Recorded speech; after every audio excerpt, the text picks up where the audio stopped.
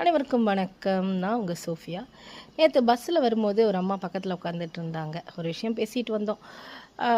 திருச்சியிலேருந்து தஞ்சாவூர் வரைக்கும் தொடர்ந்து பேசிகிட்டே இருந்தாங்க. பிஎட்னா என்ன, எப்படி படிக்கணும், அதுக்கு எவ்வளோ செலவாகும், என் பொண்ணு இந்த மாதிரி ஹாஸ்டலில் சேர்த்து விட்ருக்கேன், வேலை செஞ்சுக்கிட்டே படிக்கிறா, அப்படி இப்படின்னு பேசிட்டு வந்தாங்க. அப்போ கடைசியில் சொன்னாங்க, என் பொண்ணு எது கேட்டாலுமே என்கிட்ட சொல்லவே மாட்டேங்குதுமா, எது கேட்டாலும் உனக்கு தெரியும்னா பாரு, இல்லைனா நீ விலகி போன்னு சொல்லுது. ஹாஸ்டலில் நான்வெஜ்ஜு வெஜ்ஜு வச்சுருந்தாங்க, நான் வெஜ்ஜு மட்டும்தான் சாப்பிடுவேன்.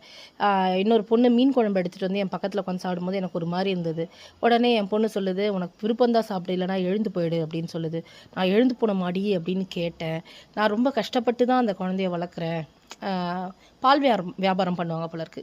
பாலை வாங்கி வியாபாரம் பண்ணுறது, அங்கே பணத்தை கொடுக்குறேன். அந்த மாதிரி நான் வந்து என் பொண்ணுக்கு மாப்பிள்ளை பார்த்தேன்.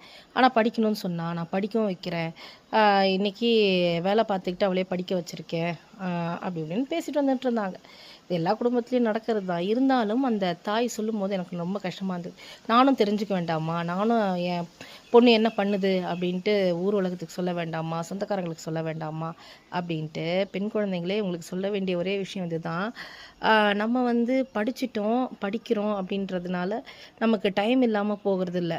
நிறைய அந்த தாய் சொல்கிறாங்க, நிறைய வந்து மொபைலில் தான் பார்த்துட்ருக்கா, மொபைலை பார்த்து எல்லாத்தையும் தெரிஞ்சுக்கிறா, ஆனால் எனக்கு எதுவுமே சொல்ல மாட்டான்னு. அந்த 5 நிமிஷம் அவங்கக்கிட்ட உட்காந்து நான் இதை பண்ணுறேன், இதை படிக்கிறேன், நான் வந்து இந்த விஷயம் பண்ண போகிறேன் அப்படின்னு சொல்கிறதுல நமக்கு என்ன கெட்டு போயிட போகுது? அப்படி அந்த வேதனைப்படுத்தி அந்த தாய்க்கு எதுவும் தெரியலன்னு மட்டம் தட்டுறதுனால நம்ம என்னத்தை சாதிக்க போகிறோம் சொல்லுங்கள் பார்ப்போம். நமக்கு அவங்க எதுவுமே படிக்கலை அப்படின்னாலும் இன்றைக்கி கல்வி அறிவு நமக்கு வேணும்னு முடிவு பண்ணது அவங்க, செலவு பண்ணி படிக்க வைக்கிறது அவங்க. அப்படி இருக்கும் பொழுது நம்ம ஒரு தாயையும் தந்தையும் படிக்கலை அப்படின்ற காரணத்தினால நம்ம படிச்சிட்டோம் அப்படின்ற ஒரு ரீசன்னால் நம்ம வந்து அவங்கள உதாசீனப்படுத்துகிறதோ இல்லை புறக்கணிக்கிறதோ பண்ணவே கூடாத ஒரு விஷயம். இந்த மாதிரி எத்தனை பெண் குழந்தைகளும் ஆண் குழந்தைகளும் பண்ணிகிட்ருக்கீங்க அப்படின்ட்டு கொஞ்சம் சிந்திச்சு பாருங்கள். இந்த கருத்து உங்களுக்கு பிடிச்சிருந்ததுன்னா தொடர்ந்து லைக் பண்ணுங்கள், ஷேர் பண்ணுங்கள், கமெண்ட் பண்ணுங்கள், தொடர்ந்து பேசலாம். கடைசியில் அவங்க சொன்னாங்க, ரொம்ப நன்றிம்மா, நீ வந்து எல்லா விஷயத்தையும் பொறுமையாக சொன்ன. நான் யாருன்னே தெரியாது இருந்தாலும் நீ வந்து மற்றவங்களாம் எனக்கு தெரியாது அப்படின்னு சொல்லிட்டு திருப்பிட்டு போயிடுவாங்க, நீ வந்து பொறுமையாக சொல்கிற அப்படின்னு சொல்லிட்டு நல்லா இருமா அப்படின்னு சொல்லிட்டு போனாங்க. அந்த ஆசீர்வாதம் உங்களுக்கும் கிடைக்க என்னுடைய வாழ்த்துக்கள்.